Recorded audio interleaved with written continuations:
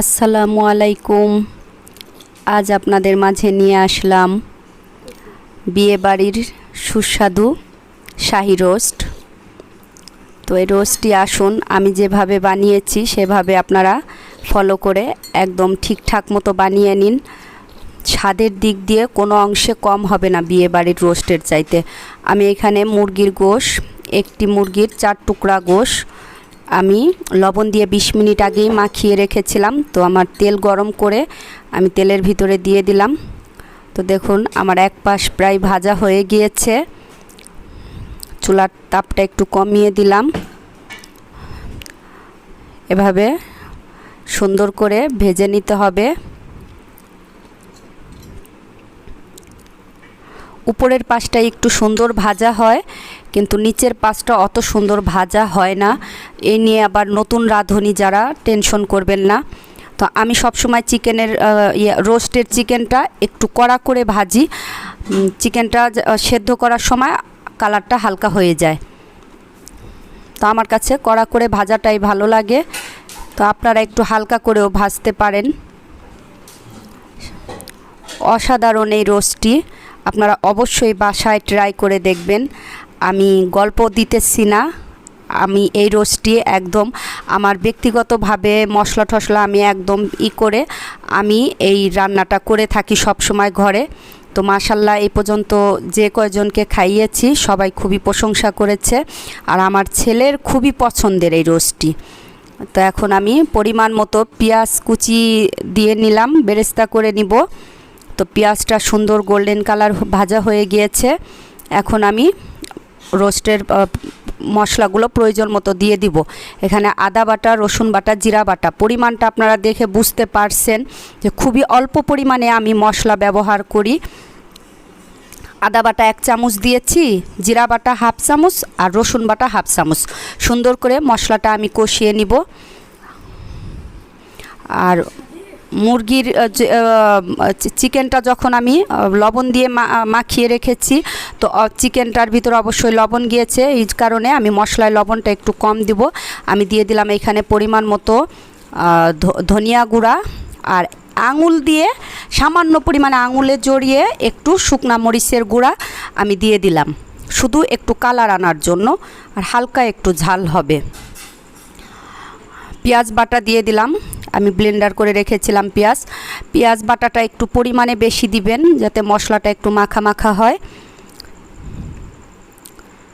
7-8টা পেঁয়াজ বেটে দিলেই হবে। লবণটাই যে অল্প পরিমাণে দিয়ে দিলাম। এখন 7-8টা পেঁয়াজ বেটে দিবেন, আর অল্প 6-7টা পেঁয়াজ আবার বেরেস্তা করে দিতে হবে।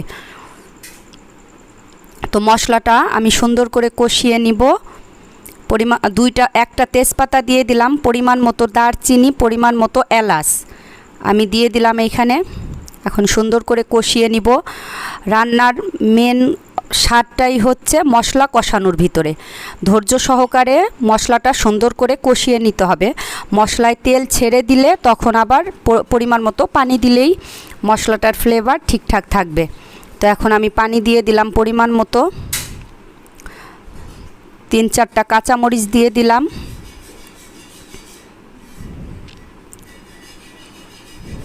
তো এখন চিকেনগুলো আমি মশলার ভিতরে দিয়ে দিচ্ছি।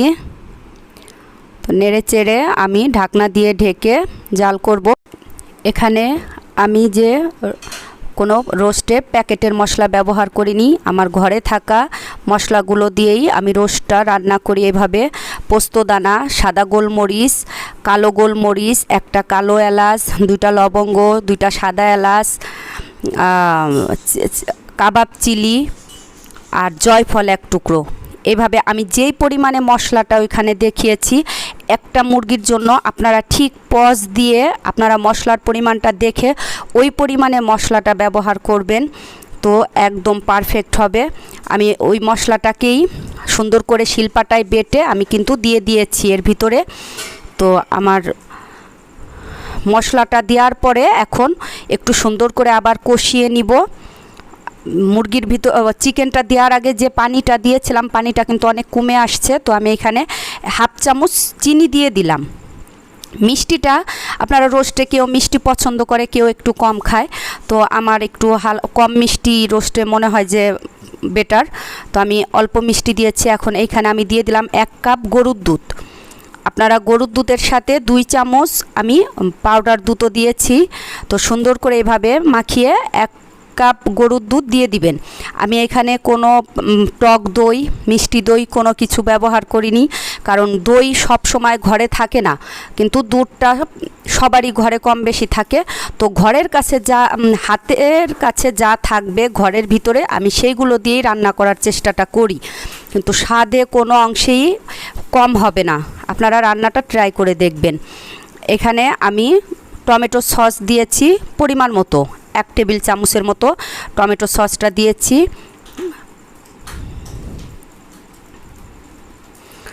তো দেখুন আমি সুন্দর করে এভাবে একদম কষিয়ে নিব, পুরা ঝোলের পানিটা টেনে গিয়েছে।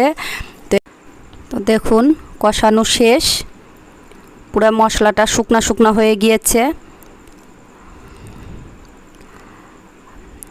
তো আমি এখন বেড়ে নিচ্ছি।